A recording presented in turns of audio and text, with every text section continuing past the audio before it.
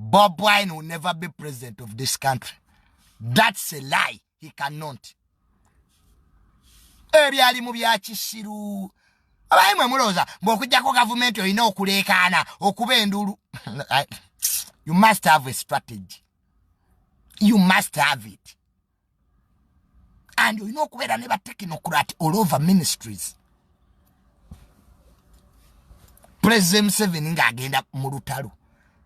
But Dr. Besije, in fact, genocide just alisi what Jinja Road, also what Jinja Road.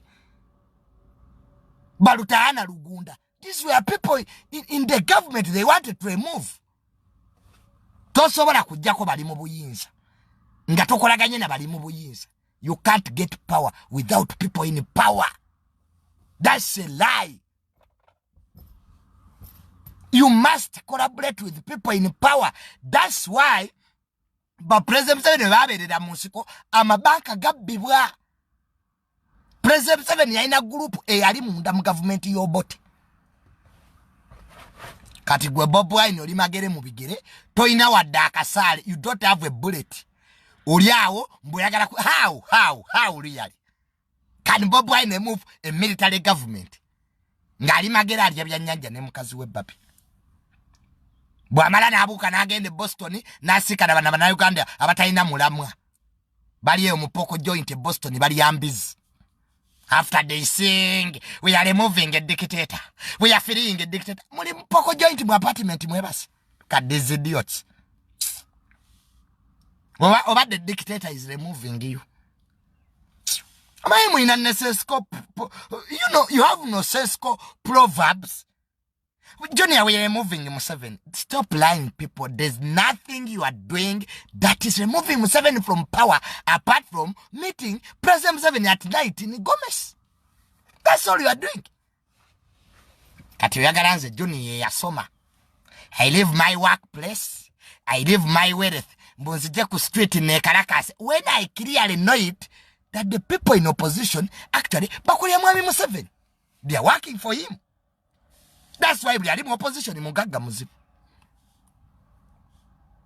In serious countries, tebasobola kukiriza ngovuganya government ato oberenga you own businesses. Mbulirayo. Gendo chikole Bungereza. That you are working against the British government and they allow you to own businesses. Nemu America sichirabangako. They freeze your assets. Of course, that's what every government does. Bungereza they are freezing ebintu bya assets za Russia. Netuka nekwata n'abagagga ba Russia. Baloma ne Abramovich. Cheros tebaji musuza. Just because he's associated with Putin. Ati goli wano, Bobi Wine akera kumacha ye yagala business zikola. Nga which country can allow you? Poziko ngoli double dealer. So our opposition in Uganda double dealers. They are very rich people because they are government agents. And that's a fact. Nababera mu America muchimanyi. Nabali ebungereza you know these facts. Nemwe buzamagezi. There is no government that can allow you to work against it and you have businesses. Mbuliraye. Even in US where it is democracy, they can't allow you. Mama. Bavu wazagwe. Kano lwecho tulemo bintu byokwerimba. Let us speak facts.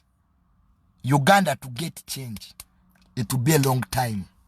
First of all, the society is not ready for change. The leadership in this country, across all boards, abanadini bali yasete wa President Museveni. Religious leaders. Abasubuzi are government agents. Everybody is now working for government. And in societies where every institution depends on government, even the religious leaders, there will be no change. As simple as that.